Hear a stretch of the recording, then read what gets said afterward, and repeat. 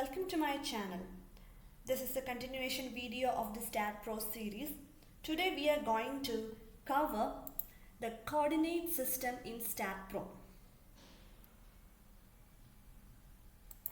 Let's go through it. Coordinate system in the STAAD Pro. STAAD Pro uses two types of coordinate systems to define the structure geometry and loading pattern. There are two types of coordinate system in STAAD Pro. First one is global coordinate system and the second one is local coordinate system. Let's discuss about the global coordinate system. It is an arbitrary coordinate system in space which is used to define the overall geometry and the loading pattern of the structure.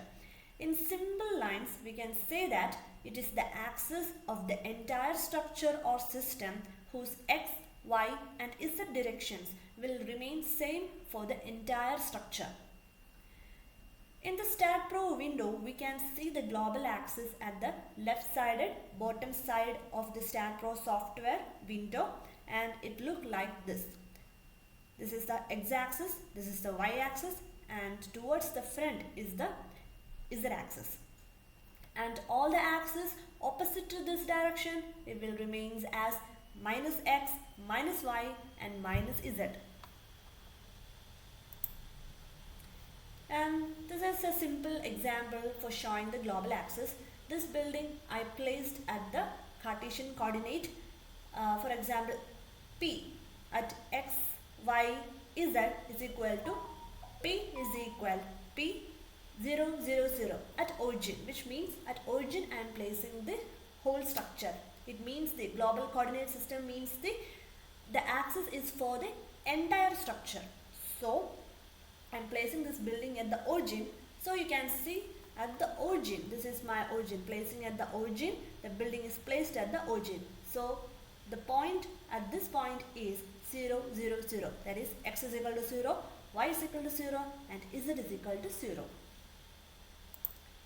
Next is the local coordinate system. It is associated with each member. Each axis of the local orthogonal coordinate system is also based on the right hand rule. In simple line, we can say that it is the axis of individual element or member. It is the axis of the individual element or member.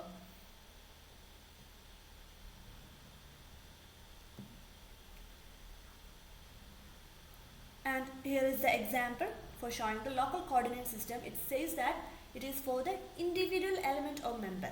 So in this figure, these are all each elements, and each elements have the local coordinate axis. And there is a relationship between the local and the global coordinate system. Since the input for member loads can be provided in the local and global coordinate system and the output for member end forces is printed in the local coordinate system, it is important to know the relationship between the local and global coordinate systems. This relationship is defined by an angle measured in the following specified way. This angle will be defined as the beta angle. For offset members, the beta angle or reference point specifications are based on the offset position of the local axis, not the joint position. Let's go through the software.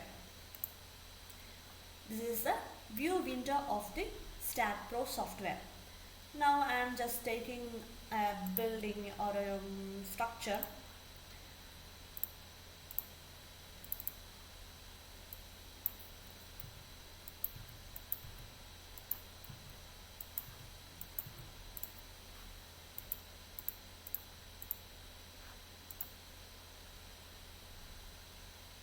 They are asking where I put to into the STAAD Pro software. That means the origin, or where I want to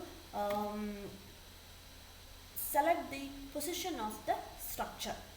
Now I am selecting x is equal to 0, y is equal to 0, z is equal to 0. Let's see how it looks like this. And this is the global coordinate system x, y and z.